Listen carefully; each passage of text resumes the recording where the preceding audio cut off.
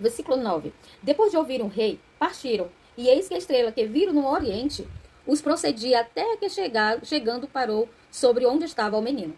Vamos pensar um pouquinho sobre esse versículo? Depois de ouvirem um rei, né, depois de ouvirem Herodes, aí os magos partiram. E assim que eles saíram da presença do rei, a estrela voltou novamente. Ou seja, quando eles entraram em Jerusalém, que não era o caminho que eles deveriam percorrer, a estrela sumiu.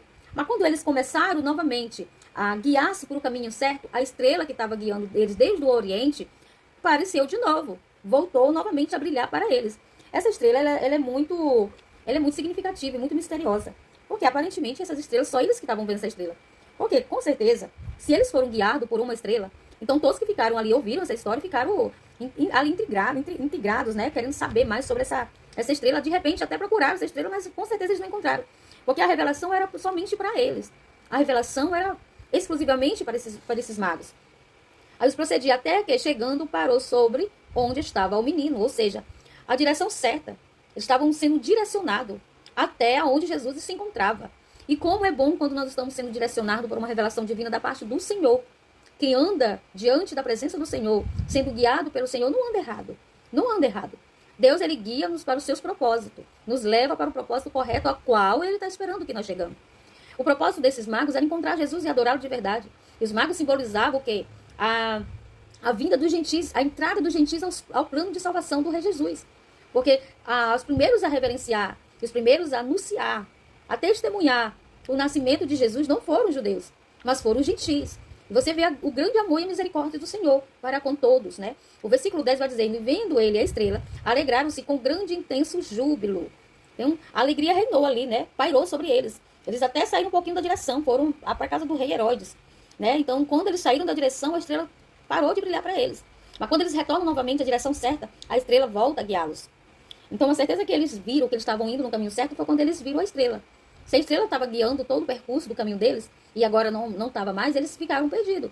Mas quando eles viram a estrela, aí eles se alegraram, né? Então, alegraram-se com grande e intenso júbilo. A alegria deles foi imensa. Versículo 11, que é um versículo bastante revelador agora, né? Que é algo que é muito importante falar sobre esse versículo 11, que está escrito assim. Entrando na casa, né, aonde Jesus se encontrava, viram o menino com Maria e sua mãe. Prostrando-se, adoraram e abriram seus presentes, né? Os seus tesouros. E entregaram-lhe as suas ofertas, ouro, incenso e mirra. Vamos devagarinho falar sobre esse versículo, devagarinho falar sobre esse versículo 11. Entrando na casa, viram o menino. Tá. Quando os magos encontraram Jesus, todos nós sabemos que Jesus nasceu em uma manjedoura. Todos nós sabemos dessa história, né? Não havia mais lugar para se hospedar, os hotéis estavam tudo cheio, porque era um dia muito importante nesse lugar. Então, tudo estava lotado, né? Foi o dia em que todos tinham que ir para fazer o seu recenseamento. Então, toda aquela burocracia que nós já entendemos. Então, ele nasceu em uma manjedoura ali ao lado dos animais.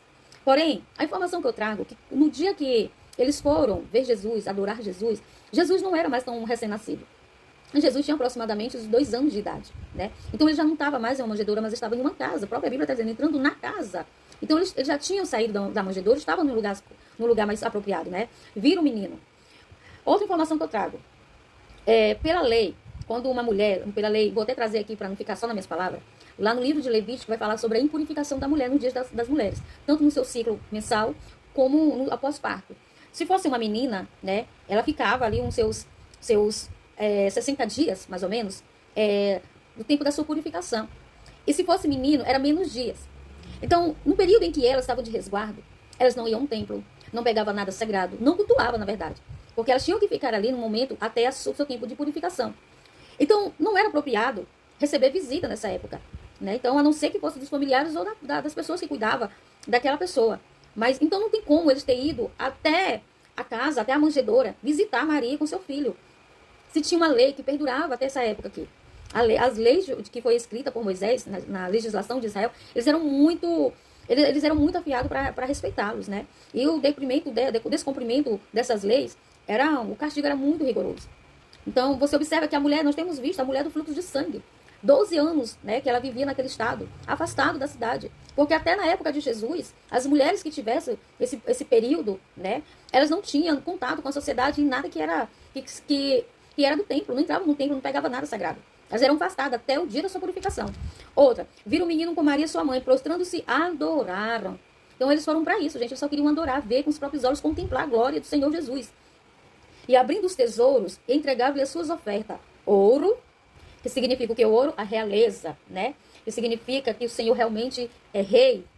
Incenso, que significa divindade, porque o nosso rei é divino, porque o nosso rei é Deus, é Senhor, né, majestoso, então é soberano. Então o incenso, né, significava que ele realmente era divino. E mirra, que significa sacrifício, né, sacrifício, paixão, que era justamente isso que eles estavam fazendo, já mostrando já o sacrifício de Jesus, tudo que Jesus ia ter que passar e passou por nós, né, então já era mostrando o significado do que o Senhor ia vivenciar.